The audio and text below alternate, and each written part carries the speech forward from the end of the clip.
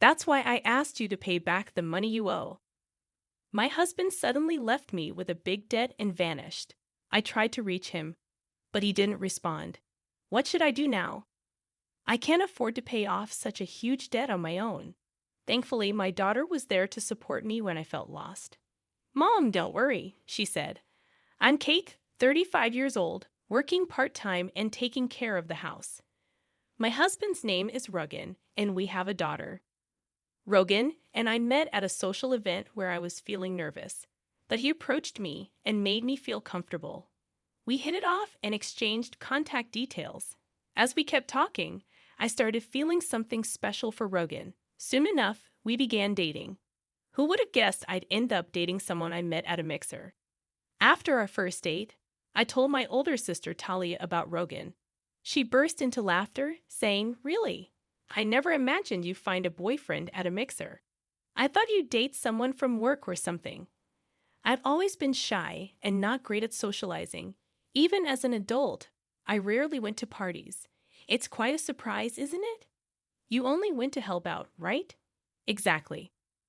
When I showed Talia a photo from our date, she said, "He's surprisingly good looking." After catching up, we said goodbye for the day. Talia is still single and seems content with it, not really interested in getting married or having a boyfriend. While I respect her choice, I'm excited about my future with Rogan. If things go well and we get married and have kids, that would be wonderful.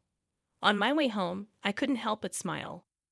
A few years later, Rogan and I got married. I remember his proposal so clearly. It was such an emotional moment.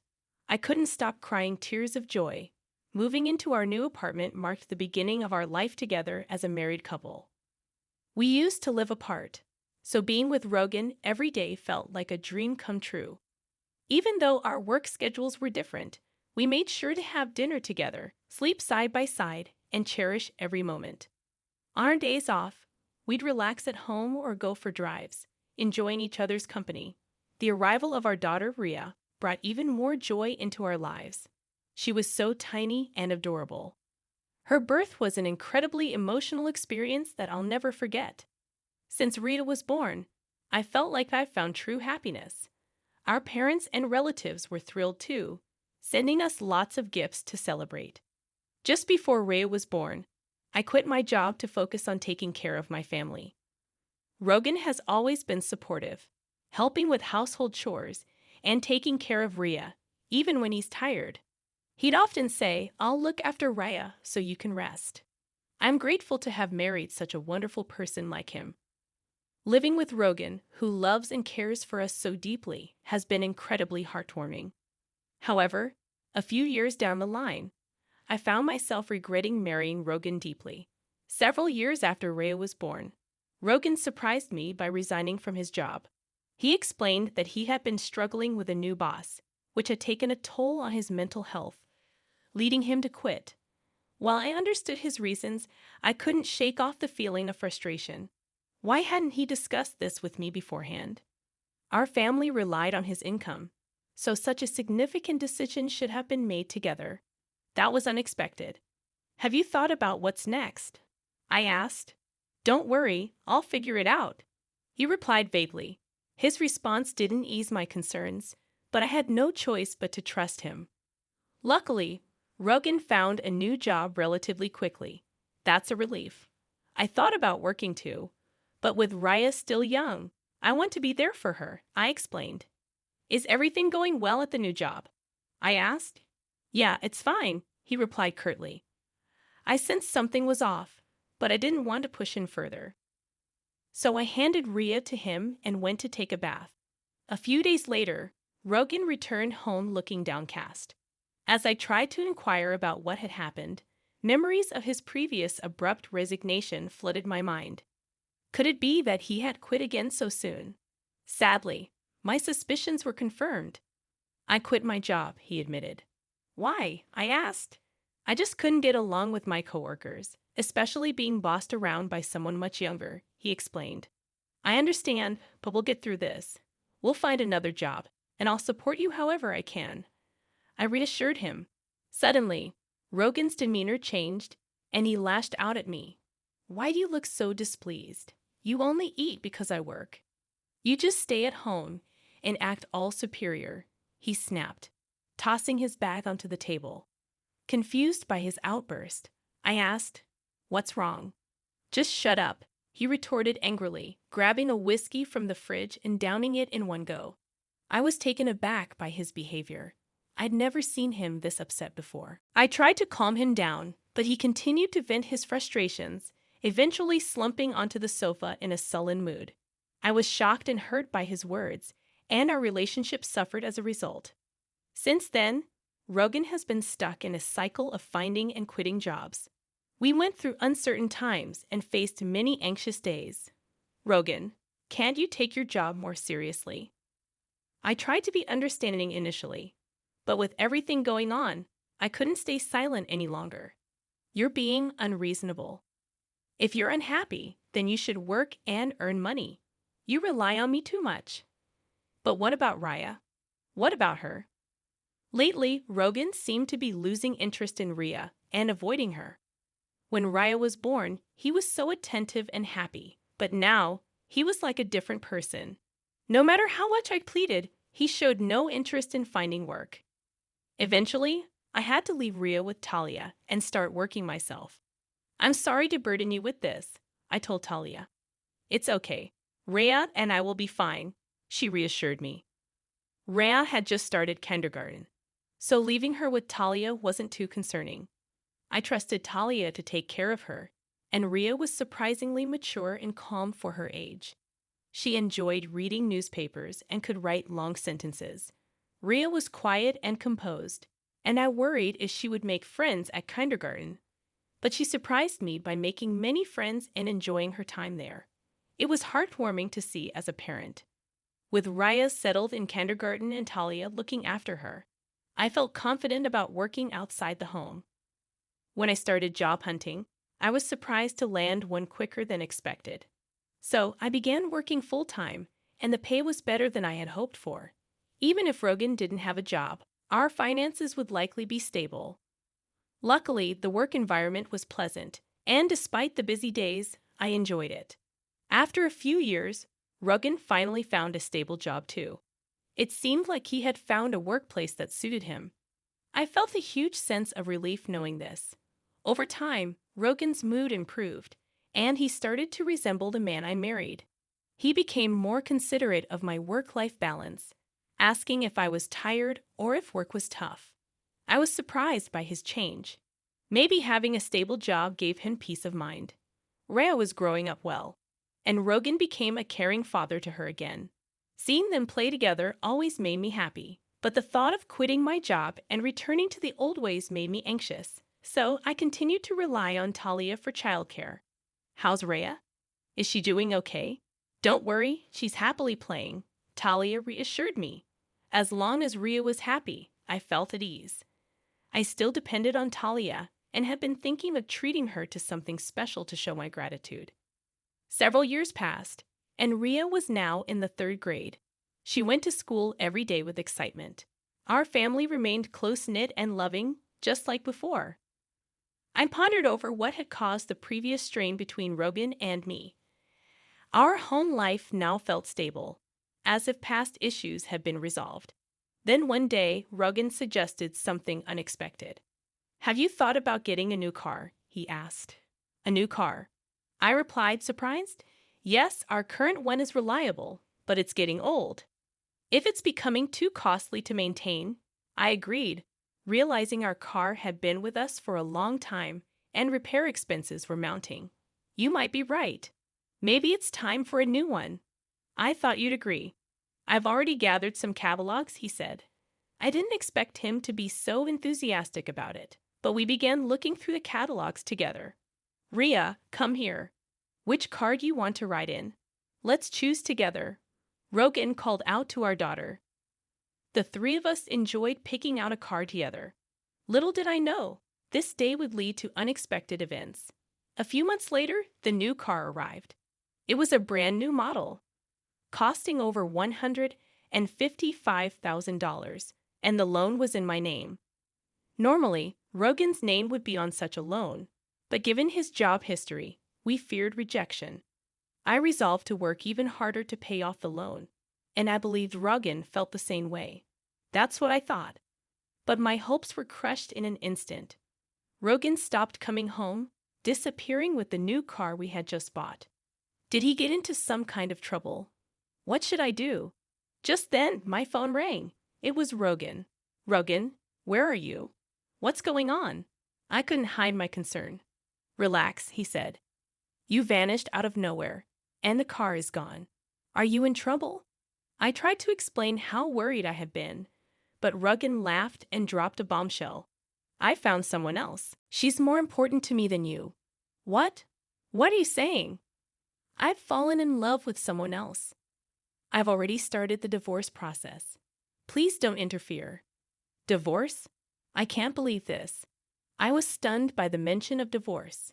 But then I remembered a heated argument we had before. Filing for divorce meant we both agreed to end our marriage. I regretted letting my emotions get the best of me then. Oh, and I have a debt.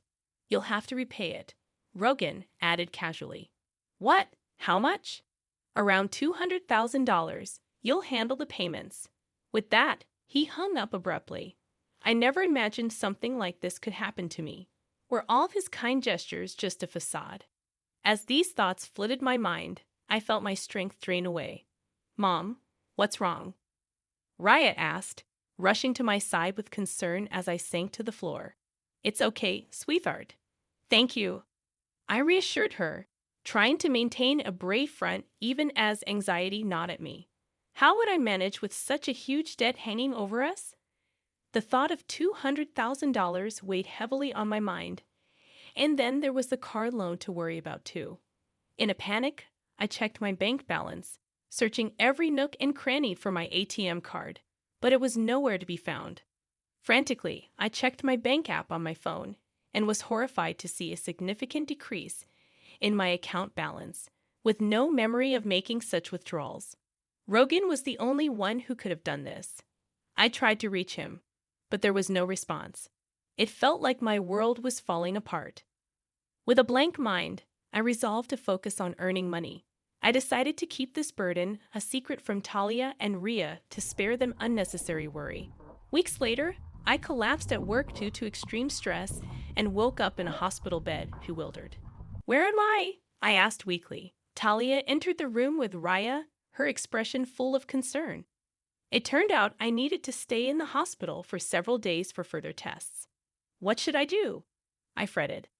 Let's discuss Ruggin once you're discharged, Talia suggested gently. Raya then confessed that she had overheard Ruggin's phone call, surprising me with her knowledge of the situation. As I prepared to leave the hospital, I couldn't shake the feeling of apprehension, worried that Talia might reprimand me for letting Raya in on the truth. The next day, I underwent various tests, which revealed that my poor health was due to cancer. Thankfully, it was still in the early stages, and there was hope for recovery through surgery. Although the surgery was successful, returning to work immediately seemed out of the question. With no savings and medical bills mounting, I felt overwhelmed. During this difficult time, Talia and Ria became my pillars of support. When Ria explained the situation to Talia, she was even more outraged than I had expected. Talia tried to track down Ruggin to make him repay the debt and cover the medical expenses, but his whereabouts remained unknown. What should we do if we can't find Ruggin? I wondered aloud. Talia then suggested an idea. What about the car that's in your name? Ruggin has it, right? Maybe we can try to get it back. Is that even possible? I asked, surprised. Talia explained further. I found out where Ruggin is currently working. Surprisingly, he's at a different company inside the same building where I work. Although I usually work remotely, I've seen him there on occasion. With this information, we can make a plan. Then let's go to Ruggin's workplace right away, I suggested, eager to confront him.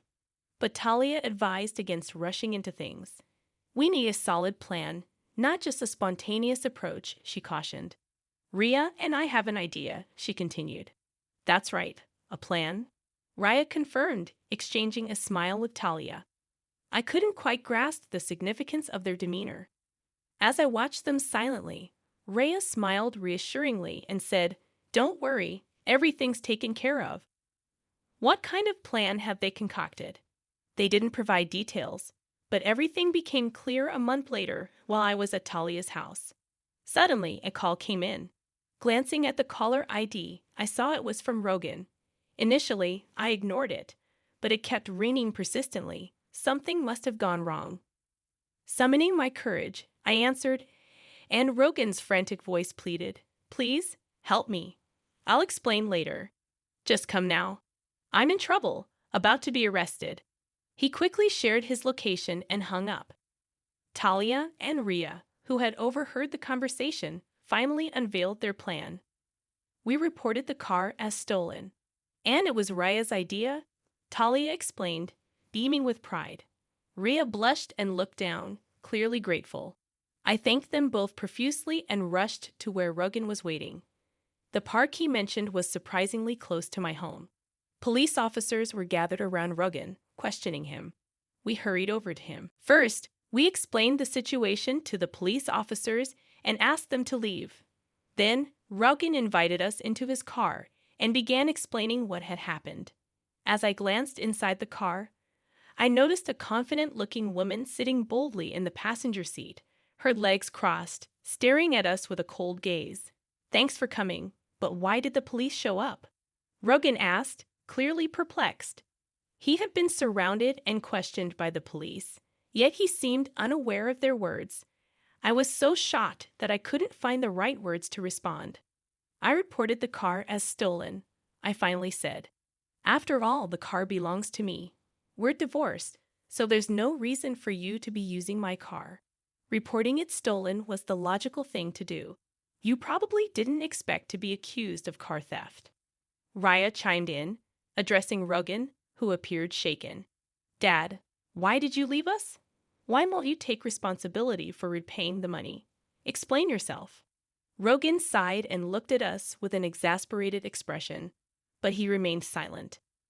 "If you refuse to speak, I'll have to involve the police. Using my name without permission is a crime," I warned him sternly. At this, Rogan began to speak hesitantly, bit by bit.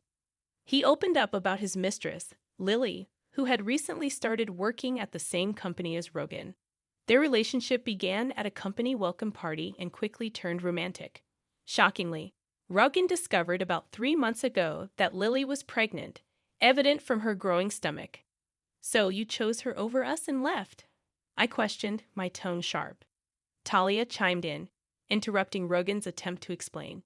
She criticized his past actions, including his irresponsible behavior toward the family, frequent job changes, and quick temper. Rogan, seemingly lost in thought or simply ignoring Talia, remained silent, while Lily's irritation was evident. She pressed him about the $200,000 debt, but he stayed silent. Then Lily dropped a bombshell.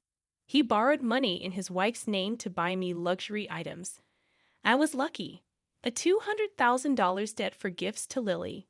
What extravagances had he bought her? It was surprising how easily Lily revealed this information, considering it could incriminate them both if they were conspiring.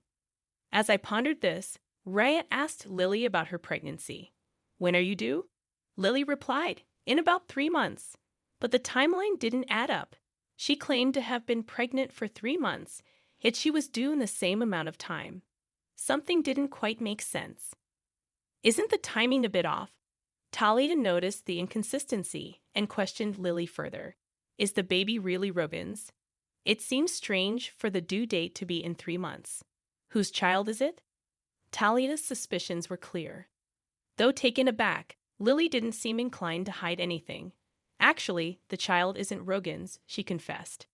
I thought about keeping it secret, but dealing with him further seemed like too much hassle, so I decided to come clean.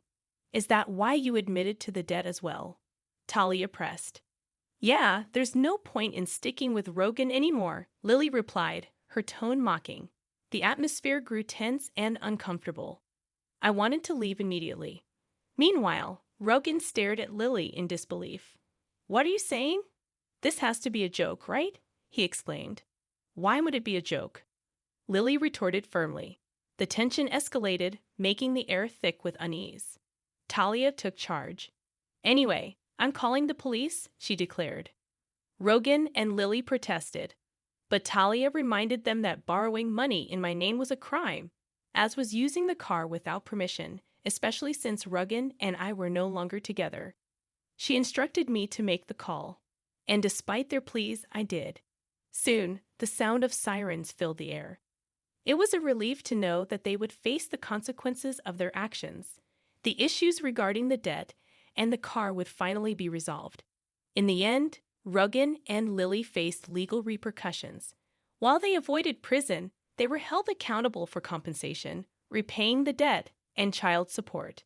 Despite attempts to lessen their obligations through legal means, Rita's secret recording served as damning evidence, leading to their requests being denied. Rita decided to record the conversation after being inspired by a scene from a TV show she watched with Talia. While I admired her quick thinking, I couldn't help but wonder about the content of the shows Talia exposed her to. Now Ria and I reside with Talia without any commuting issues for Raya's school, as our previous residence was conveniently close. The car was returned safely, and it appears Rogan is somehow managing the debt. If Rogan hadn't made those regrettable decisions, he wouldn't be facing such hardships now. Throughout this ordeal, Talia and Ria have been instrumental, and thanks to them, the situation is gradually resolving. I am determined to work hard for a peaceful life